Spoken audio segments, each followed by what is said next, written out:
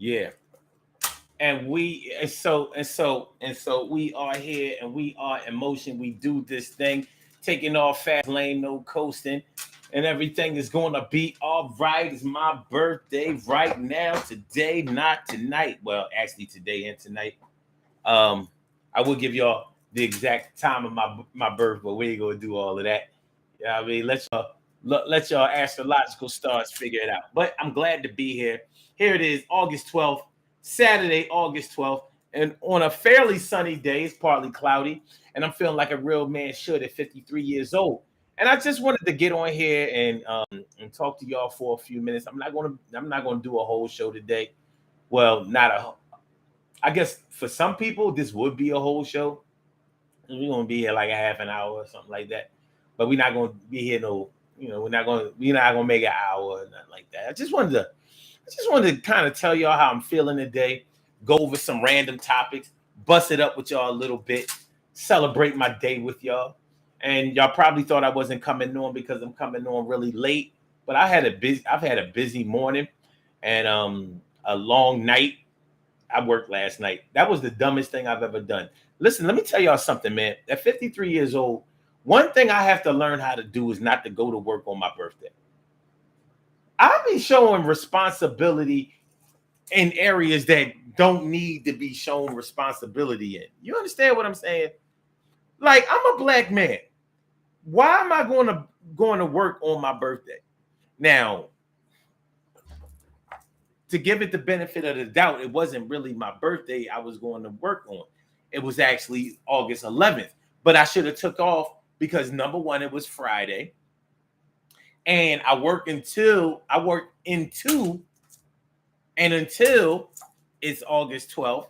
I get off in the morning, gotta drag my ass back home. Had to drag my ass back home and I have to get a couple of winks of sleep before I come up in here and present myself to y'all. But I had other things that I had to do this morning.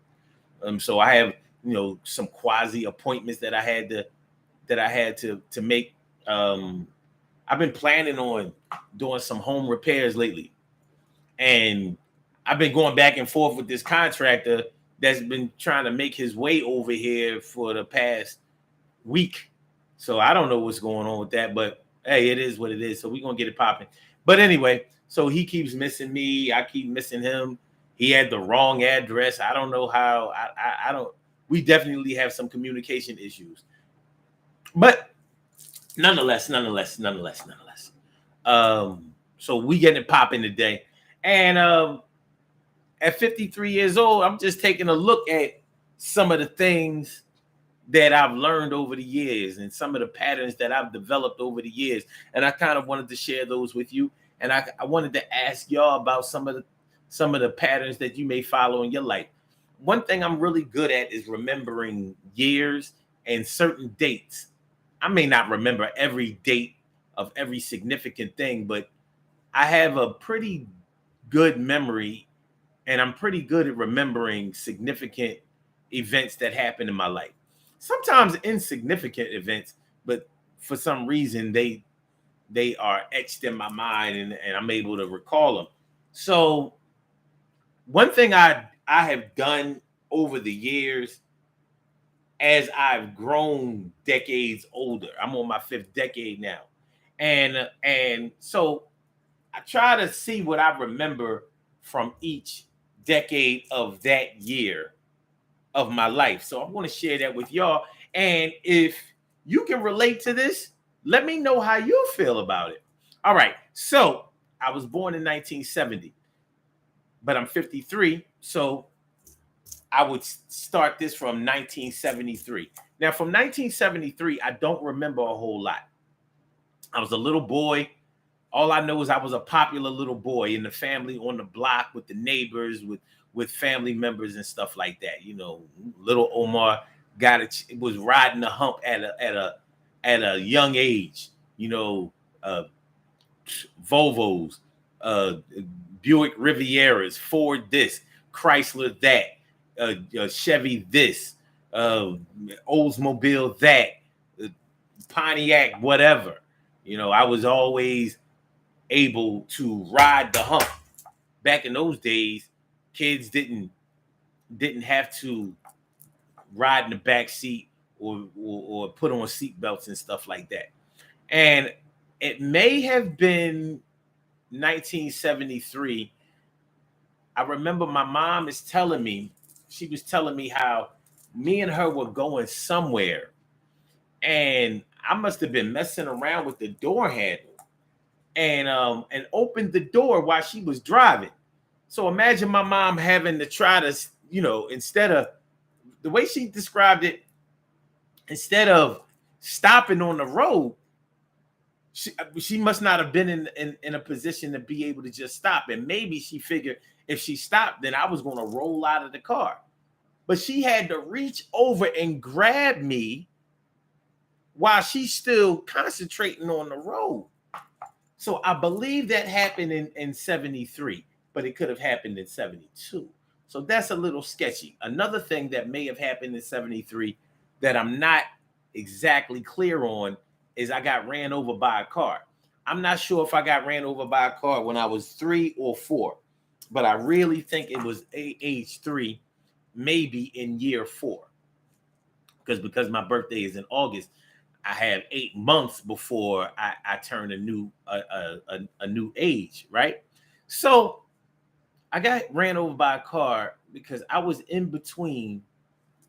I was crossing the street, and you have to understand, I don't remember a whole lot about this, but I was crossing the street, and I guess I was walking in between 2 cars, and there was a Mustang. I remember, for some reason, I remember the car. It was a Mustang, a Ford Mustang that must have backed up, hit me, but I don't remember it crushing me. And I fell, but somehow this car ran over me, not just hit me with the car. They ran over me, and I have a mark on my leg to this day, right here. Now this is a small mark these days, but back in the day, this mark used to take up my whole leg. You got to think my leg might have only been that big, that long, or whatever. But this mark used to be a really big, noticeable chunk out of my leg. But that would be the first time in my life that I blacked out too. Sometimes when crazy shit happens in my life, I black out. When I don't know if it's the adrenaline, I don't know if it's anxiety or something like that, but something takes over. And I would come to realize that later on when I started drinking. So I was subject to a lot of blackouts, which is not a good thing. But I think that was the first time that I blacked out because I don't remember a whole lot. And I remember not remembering a whole lot about that day when it happened. So I believe I was 3 years old. I absolutely was not 5 years old. Not at all. I believe this was before I started going to preschool. So I really think I was about 3 years old. All right. So that was 1973 with my limited memory of what happened then. Fast forward to 1983. 1983, I'm going into the 8th grade. I'm getting ready to go into the 8th grade and in anticipation of going into 9th grade, going into high school, getting myself together. I was a very insecure young man. At that time, I was one of the shorter kids. I was just going through puberty, and it was hitting me like a ton of bricks. You know what I mean? It really had an effect on my self-esteem, my confidence, my self-confidence. And one thing about me is at times when I'm really, really confident, I'm almost unstoppable. That's when I'm really ready to compete at a high level. And my creativity is at an all-time high and things like that. 1983 was a stressful year for me. In my family, there was a whole lot of family drama going on. No violence or anything like that, but it was a very transitional time in my life. So uh, it was a whole lot of crazy shit going on during that time. Now, 1984 would probably be the year that I would say was the worst year of my life. But 1983 was kind of heating up to that. But the good thing about 1983 that I remember is I was just finishing up seventh grade, so I was 12 years old, about to be 13 years old, and I was just starting to get into to actually performing hip hop. So I'm writing rhymes and being part of a crew, a little rap crew, and I'm learning what DJ scratching is all about and stuff like that. So, and I'm learning about hip hop on another level. To whereas I'm hearing songs, not just songs that are being played on the radio, underground tracks, that are coming up, and hip hop is really starting to heat up. And my friends, they're doing this, and so we used to go around a friend of mine's house where he had the turntables in the basement. He was buying records and they were scratching them. And he went up to New York a lot. And he was older than us. And I always wondered why he was allowing us to hang around him. He was already out of high school. And he actually went to the high school that I would later on go to. But, this man was 19 years old. I remember that. And you know how it is when older dudes hang around younger cats, and they never really want to tell you their age because they know that there's something not really right about that. Now, I don't know him to be no pedophile or to get into no shit like that, but there is something to be said about an older teen or older guy who hangs around younger guys, much younger. I'm 13, he's 19. Ain't no way me and him should be hanging around each other in any capacity. I didn't do what they did. You know what I mean? I wasn't even fucking yet. But down his basement, that's where things like that would happen. And he was smutting chicks like around my age and all. I guess I ain't supposed to know about it, but I know what I know. And because young girls around that age, they talk. And they was just starting to be little smuts, and they was finding themselves in the world and all that shit. So um yeah, so 83 had a lot of things going on with it. But I was on my way to a lot of self-discovery in 1983. So all right, now let's fast forward to um to 1993. Now 1993 is when I graduated college. That's when I'm getting out of school, and I'm definitely feeling myself, mind, body, and soul. You know what I mean? I'd have made it through this thing, got out of it. I can finally start being a full-fledged adult. And I'll tell you that's 1993 is the year that I felt like I was a full-fledged, no holds barred, unadulterated adult, because now I'm not in school anymore. For some reason, when a person is still in school, to me, they're not really an adult. And that's not a knock on anybody that's still going after their degree or whatever, still on their road to higher learning degrees and things like that. Not a knock on it at all. But I don't consider them to be full-fledged adults because they haven't had to live their lives and deal with life's reality full time. And a lot of people stay in school for that very reason, so they don't really have to deal with the reality of what life brings to them. Even some people choose the teaching profession because they can still stay in that box of living their lives in semesters.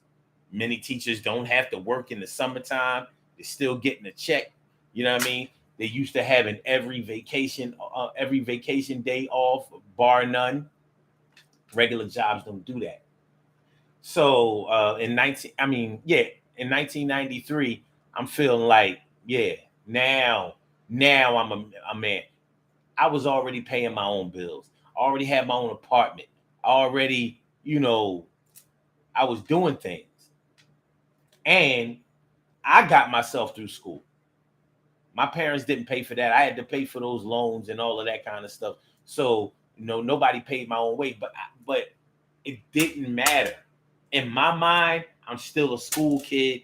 I'm still looking for my past to become an adult. So hopefully when I'm telling y'all this, y'all thinking about the decades on y'all years, like, I never really thought about it this way.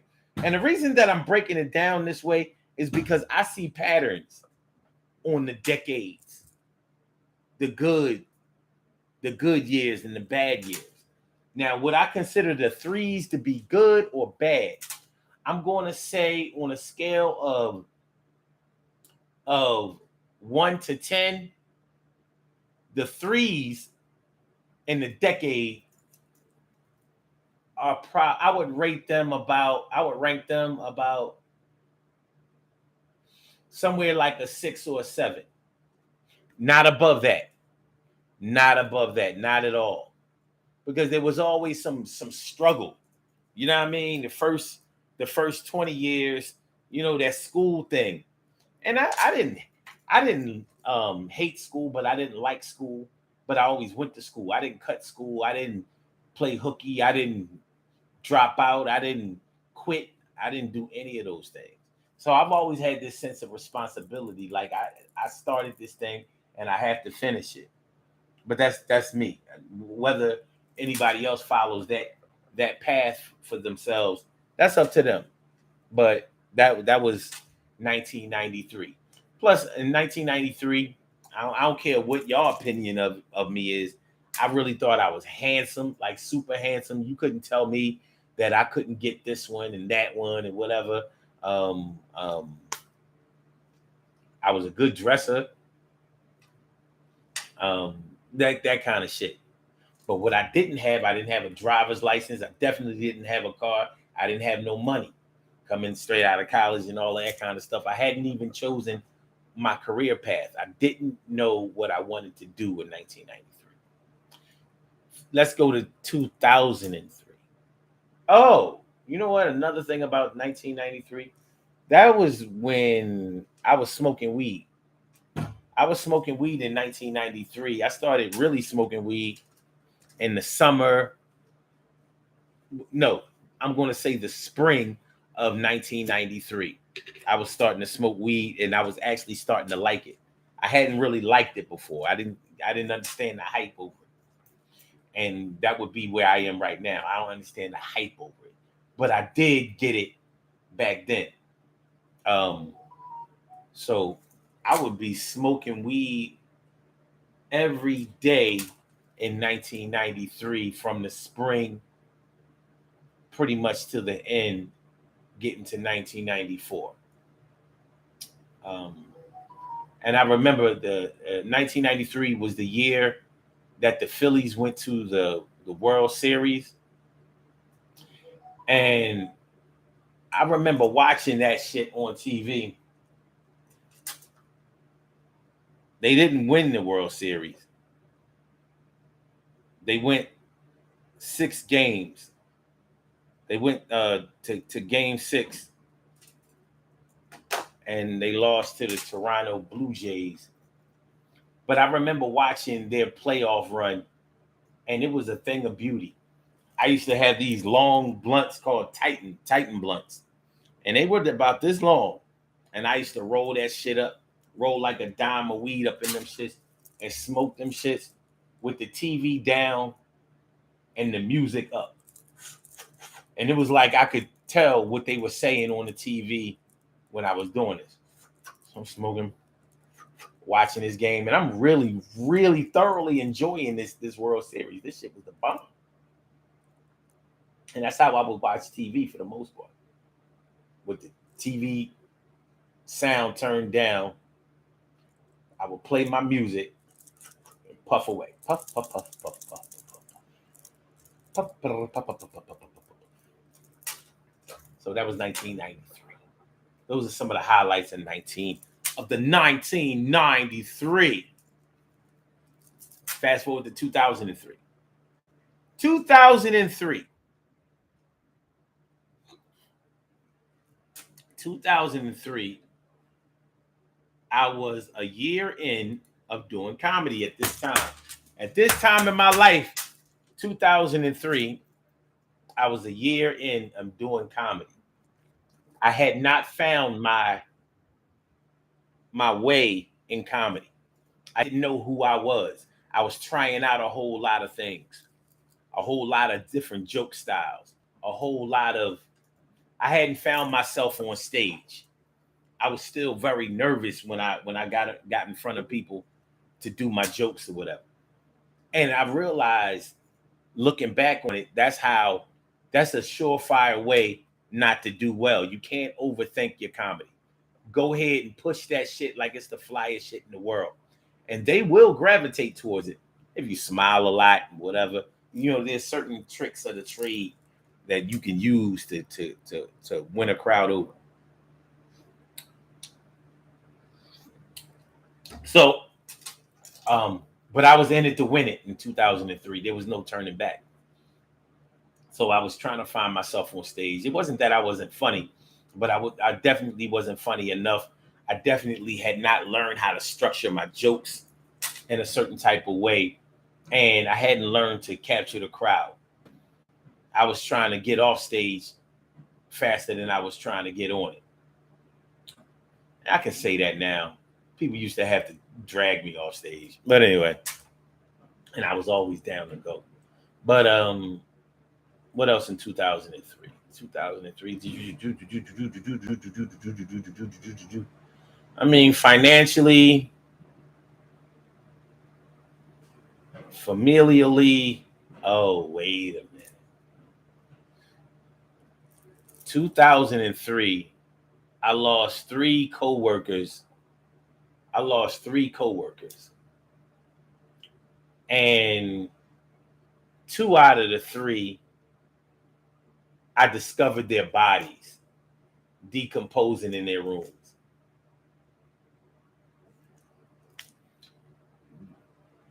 Yeah, that's what I remember about 2003. Yeah. 2003 is the year that I would really experience loss of people that I was close to, but not blood related to. Yeah. 2003. Mm-hmm. Yeah, so that was rough. That was rough. That was very eye opening. And you know what I remember specifically about when I lost my man in 2003, in the later part of 2003, and he was, it's really tough when somebody is getting their life back together and then they have the life snatched out of them. He had gone to jail for whatever he went to jail for, but he was a boxer and he was just about to turn pro. And he was like, "Yo, oh, you gonna come see me when I turn pro, right? You gonna come to my fights? You gonna come check me out?" And he was a little older than me. I was 33 and he was 30. He was about 30, somewhere between 35 and 37 when he passed. And I didn't really realize it because he was in really good shape. He was a good guy. And when I first met him, I didn't think that much of him.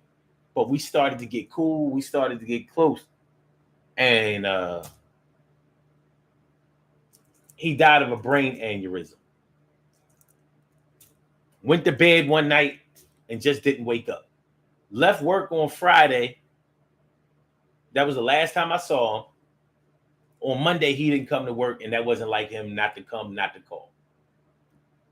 Went to his crib to see what was up with him.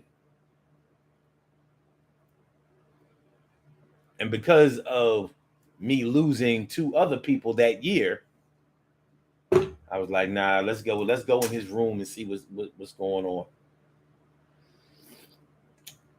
He was laying there face down. I was like, God damn. Man. So, yeah, that was 2003. I can't discount 2003. All All right. So fast forward to 2013. Now, 2013 was an interesting year. This would be the first year when I stopped drinking. The 20 years before, yeah, I was drinking. And I stopped drinking, as y'all know, as some of y'all know, and some of y'all may remember. I stopped drinking on December 8th, 2012. So this was my first year of being totally dry. 2013 was a thankful year for me because I really wanted to stop drinking, and I did, and it was no struggle. There was no problem. There was no nothing. I can't explain it. So, um, in 2003, I'm sorry, 2013, I stopped drinking. Starting to lose weight. Body is pretty much thanking me for what I was giving to it, and I was doing comedy heavy, heavy, heavy. I had my own comedy room. I was doing my thing. I was I had this talent agent out in Jersey, and they were sending me on auditions for commercials and stuff like that. So they were acting like they were really pushing me and trying to get me out there. But what I noticed about them was they were pushing me as long as I was paying them. When they started to up the ante, and this, listen, man, the entertainment industry, you are not going to become a star without paying for it. You pay to get paid. So any parent that has spent thousands and thousands of dollars on acting lessons, on dancing lessons, on voice lessons, on music lessons and lessons, there's always these modeling lessons, and you go into all of these other places that are designed just to take your money. There are hundreds of other people there, looking for the same thing that you're looking for the same thing that your children are looking for, and they are there just to take your money. So while they're taking your money, they are making you all kinds of promises, and they're hooking you up with things. As soon as your fees are paid up, they pretty much are done with you. At least that's my experience with it. That modeling, that acting agency, they were giving us. Well, this is one thing I'll say. They taught us a lot. They did. They taught me a lot. They taught me a lot about auditioning. They had an acting coach there. He gave me really, really good marks. He had been on a couple of TV shows. And what was his name? His name was John something. So he was employed by them. He told them, yo, this guy got it. That's what he told them. They showed me how commercials are done, and how, like, if you ever notice on TV commercials, whenever they are holding up a product, they always hold it so you can see, you clearly see the label. You'll never see them holding anything like this or whatever. Never, ever. On the commercial, they hold it like this so you can see whatever the name of the product is.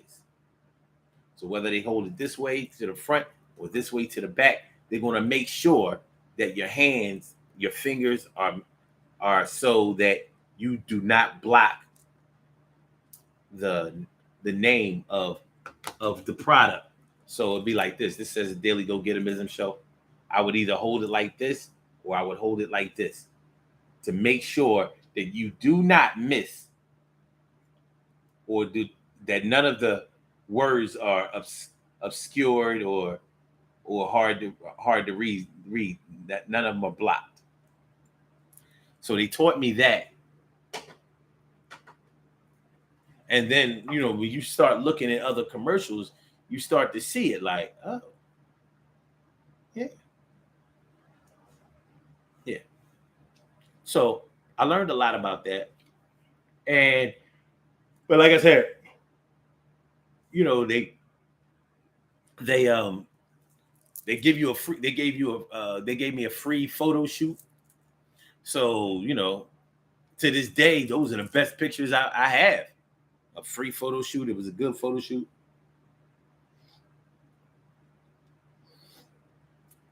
And what I realized is that they be hyping you up to set you up for your next round of payments. Because once those classes were over in like 6 weeks, 6 or 8 weeks or whatever, now it's time to re-up. It's time to re-up on the fees. So you paying for that training. Now you ready for the big leagues. So now you got to start paying again. I didn't have money to do that. At the time I wasn't working. I was trying to do comedy and do the radio full time and all of that kind of stuff. I wasn't doing even daily videos yet. That wouldn't come until 2014. But yeah, I was trying to break into the industry or whatever. But I got a job and I started working, and it kind of derailed everything. And one thing I learned about myself in 2013 was that it's hard for me to juggle multiple careers at the same time if I don't believe in both of them at the same time. If I only believe in one, or if only one is paying the bills, it's hard for me to keep my concentration on the other one. I mean, but I had a daughter to raise, and I had to provide for her. And I wasn't trying to get put in no child support court or no shit like that. So I had to go back to work. And me going back to work pretty much signaled the end of me doing comedy. I would hit the stage for another 3 years sporadically here and there, and I was tearing it up.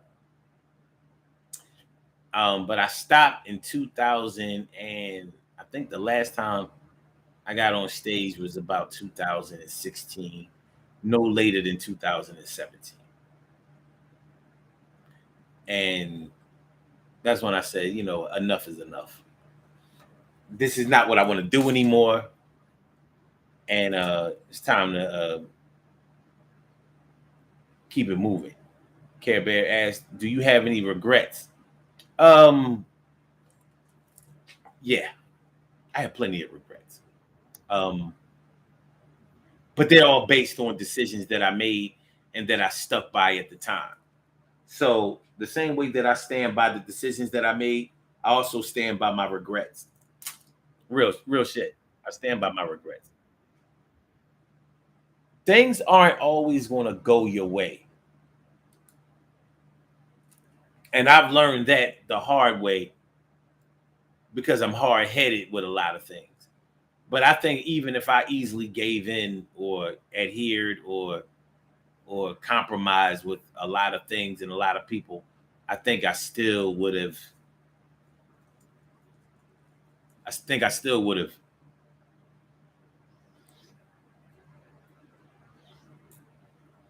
had regrets.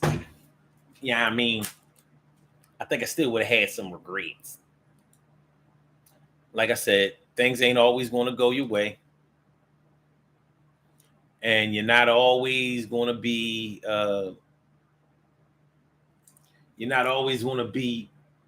what you visually consider to be on your way to the path that you have set out for or want to be a part of. All right, so that's 2013. 2013 pretty much signaled the end of comedy for me, stand-up comedy for me. I thought it was going to be the beginning of my acting career. It kind of, that kind of fizzled out. If I have any regrets, it's that part. Because the acting that's what I really wanted to do anyway. And that's what I really felt like I was built for. And that's where the real money is.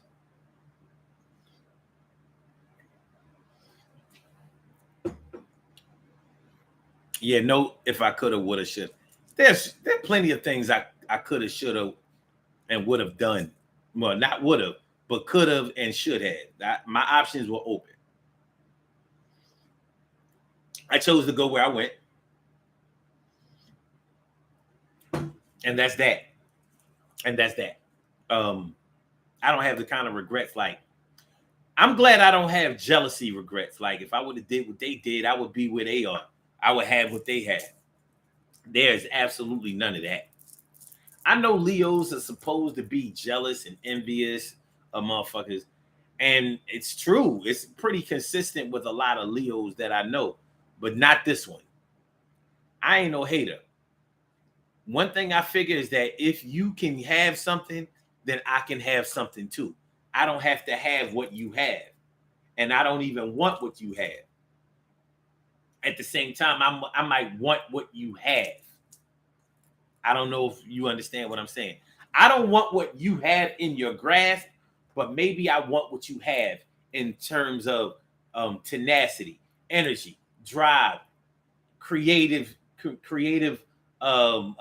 ideas and things like that. Those are things that I want more and more of. Not the things, not the physical things, not the material things that anybody has. So I have no regrets in that regard. Okay, so now we're at 2023. 2023. Where are we going? Where are we going in 2023? Well, in 2023,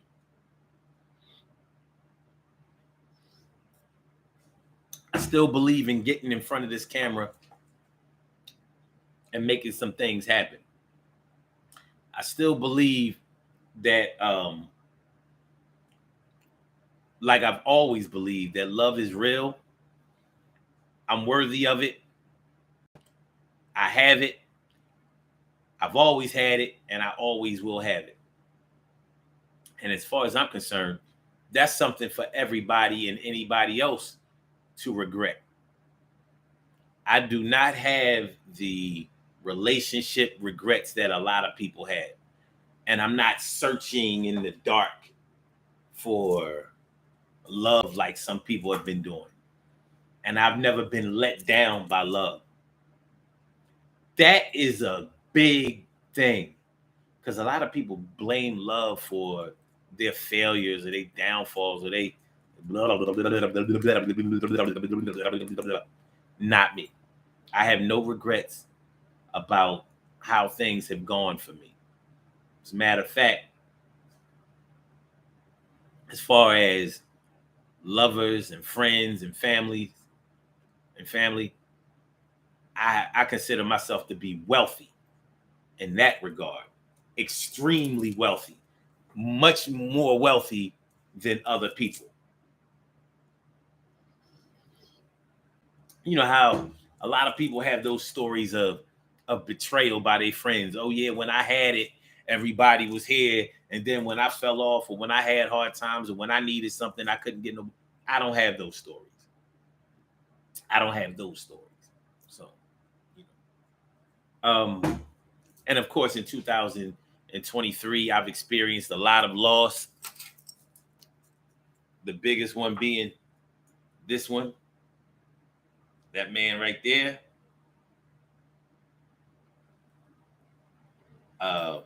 Which leads me to this final thing that I want to talk about. In my 53 years of life, I have learned to value the fuck out of life. To hold on to it, to cherish every moment.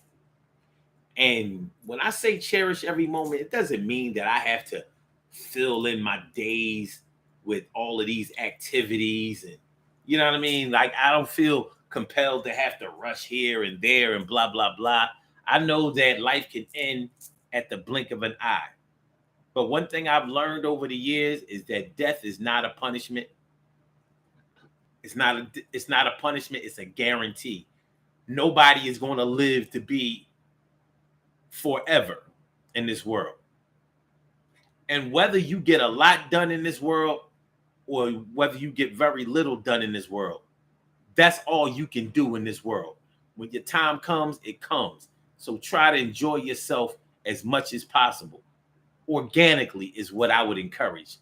Don't get caught up in smoking and drinking and partying and all those artificial things that people use to so-called have fun. Please try not to get caught up in substance abuse. That's one thing that my daddy taught me. He did not get caught up, even to the very end, on his deathbed, at his sickest moments. He didn't even want the painkillers. Like, man, I'm not going out like that. That was his whole thing. I don't need to be high. I didn't need to be high to have a good time in my life, and I don't need to be high in order to deal with the end that's coming or the pain that I'm dealing with. So that bravery means a lot to me. And I consider myself to be how he is and who he is. But I miss that man like crazy. I miss my stepdad like crazy. I miss my grandparents. I miss my aunts, uncles, cousins. I miss friends that I've lost. I've dealt with a lot of loss. You know, sometimes I feel like I'm a gangster. You know, when you're a gangster, you lose a lot of people to the streets.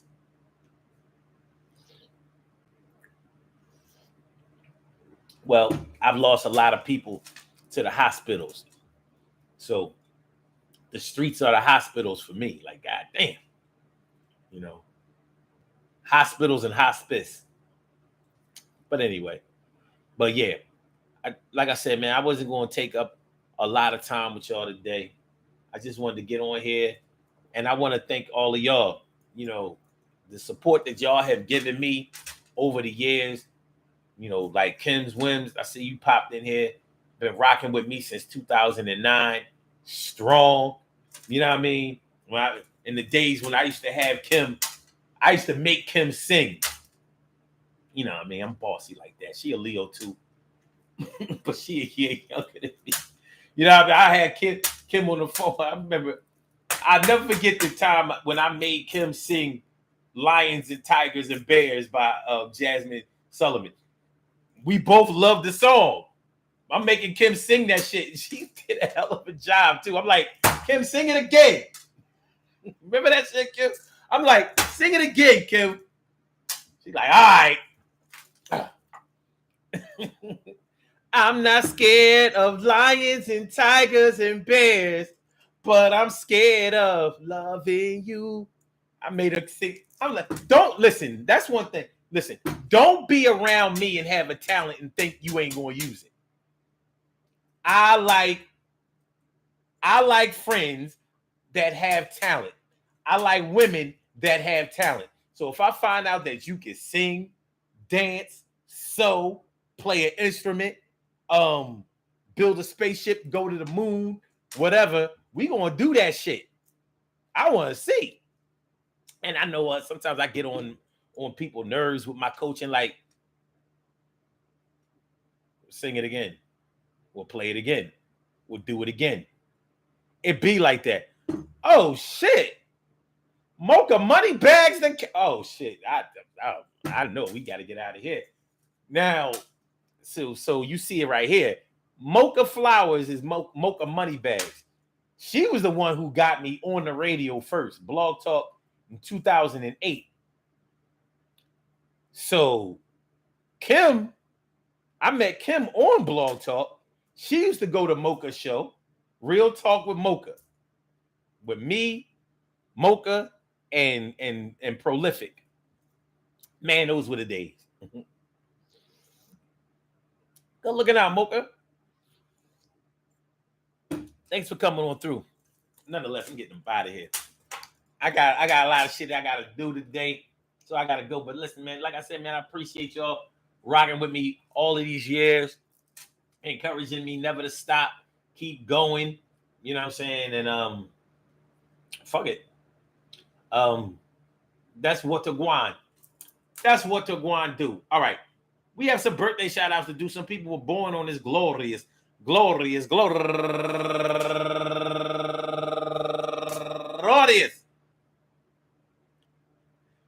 August 12th, and they deserve to be acknowledged. So let's go about our business of acknowledging them and making them feel special because they are special because they are special because they are S-P-E-C-I-A-L. They get the R-E-S-P-E-C-T. They are S-P-E-C-I-A-L. They get the R-E-S-P-E-C-T. They are S-P-E-C-I-A-L. They get the R-E-S-P-E-C-T. They get number one out the box, Jocelyn Justice, turning 50 years old today, and Kim Rogers, happy birthday to you.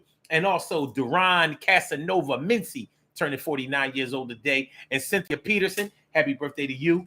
And Chinchilla Jonesia, turning 60 years old today. And she has a show on Blog Talk to this day. And she still be doing her thing. I've gone on her show a few times. For some reason, I didn't realize we was born on the same day. But that's a good look. Happy birthday to you, Chinchilla. And also Chanel Robinson, turning 32 years old today, and Melody Bazemore, and she's raising money for the St. Jude's Children's Research Hospital. And also Mobutu Karine Casavar Ross, turning 51 years old today, and Renee Stevens, turning 42 years old today, and she's raising money for the National Autism Association. Good shit. And also Thomas Chester Thomas, happy birthday to you. And my girl birthday twin, going all the way back to the 1991, Amira Lawson, used to be Amira Muhammad. And also my man birthday twin, going all the way back to the 1989, Brian Bickley, turning 53 years old today. Last but not least, my people. Yo, I want to give a shout out to all of y'all, and I hope that today finds you all in good health, happiness, mind, body, soul, and spirit. And that goes out to each and every person out there born on this glorious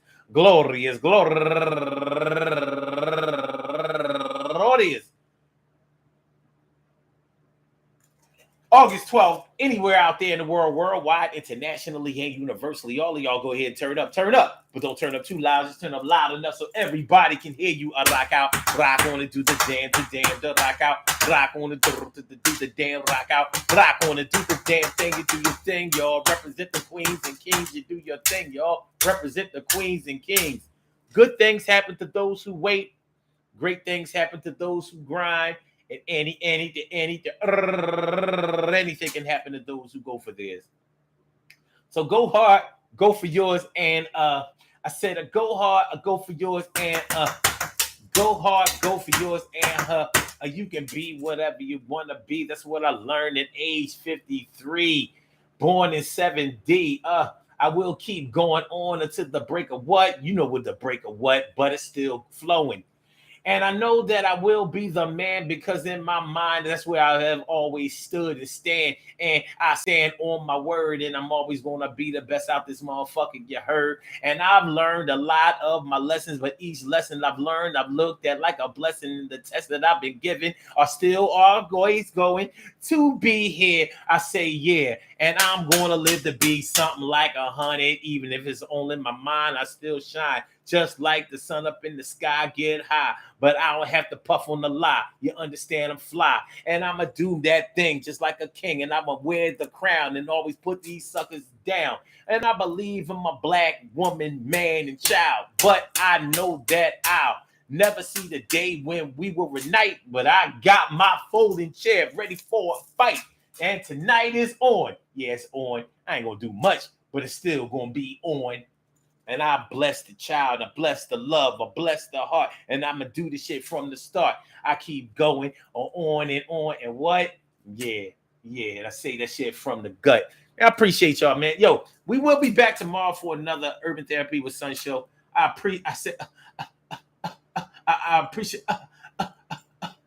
appreciate me some you. Holla! All right, so Blog Talk, we going to get you out of here. Yeah. And for my YouTubers, you know just how we do, but thanks for coming on through. See you on the other side, my boobers. One love, y'all.